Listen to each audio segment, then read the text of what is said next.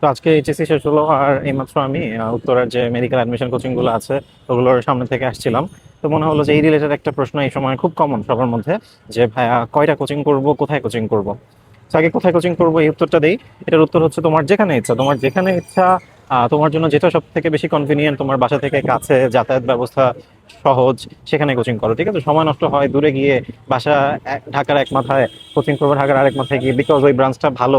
এটা আসলে একদমই ইউজলেস। ঠিক আছে, মেডিকেল বলো যে কোনো অ্যাডমিশনে মেইন পড়ালেখাটা নিজের কাছেই। পার্টিকুলারলি আমি মেডিকেল নিয়ে জানি, আমি এটা নিয়ে বলতে পারি যেখানে মেইন পড়ালেখা নিজের কাছে, নিজের বাসায় বসে যেটা পড়বা বই নিয়ে, ওইটাই তোমার চান্স পেতে হেল্প করবে। সো এখানে সেখানে দূরে দৌড়াদৌড়ি করে লাভ নাই।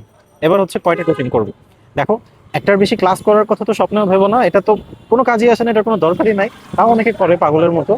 বরং এটা কেউ যদি সিরিয়াসলি আসলে দুইটা জায়গায় ক্লাস করতে যায়, ভালোর থেকে খারাপ বেশি হবে, চান্স পাওয়ার প্রবাবিলিটি কমে যাবে। যেটা করতে পারো, তুমি একাধিক জায়গায় পরীক্ষা দিতে পারো। একটা জায়গা, একটা কোচিং মেইন ধরে ওখানে তুমি ক্লাস করবা, ওখানে রেগুলার এক্সাম দিবা। আর আরেক জায়গায় হচ্ছে জাস্ট এক্সাম দিবা। এখন এটা কিভাবে হেল্প করে, ধরো দুইটা উপকার হয় এটার। তো একটা জায়গায় যদি তুমি শুধু পরীক্ষা দাও, তাহলে যেটা হয়, ধরো আজকে ওখানে তুমি একটা ক্লাস করলে, নেক্সট দিন ওটার উপর তোমার ডেইলি এক্সাম হবে। আর সপ্তাহ শেষে ওটার উপর তোমার উইকলি এক্সাম হবে। তো এই যে উইকলি এক্সাম হয়ে গেল, এরপর সেই 2-3 মাস পরে পেপার ফাইনাল, সাবজেক্ট ফাইনাল যখন হবে, তার আগে পর্যন্ত আর তোমার ওই চ্যাপ্টারটার উপর কোনো পরীক্ষা হবে না, তোমার রিভিশনও করা হবে না। তুমি অন্য রেগুলার যে ক্লাসগুলো ওগুলো নিয়ে ব্যস্ত থাকবা। সো ভুলে যাওয়ার চান্স থাকে, রিভিশনটা হয়ে ওঠে না।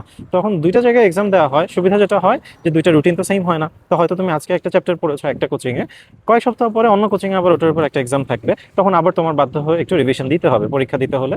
তো এটা হচ্ছে একটা উপকার। দ্বিতীয় যে উপকারটা হয় একাধিক জায়গায় পরীক্ষা দিলে, দেখা যায় কি যে প্রত্যেক কোচিং এর পরীক্ষার প্রশ্নের একটু প্যাটার্ন থাকে। কোথাও একটু সহজ প্রশ্ন হয়, কোথাও একটু কঠিন প্রশ্ন হয়। কোন জায়গাগুলো থেকে প্রশ্ন হয় এটাতে একটু পার্থক্য থাকে।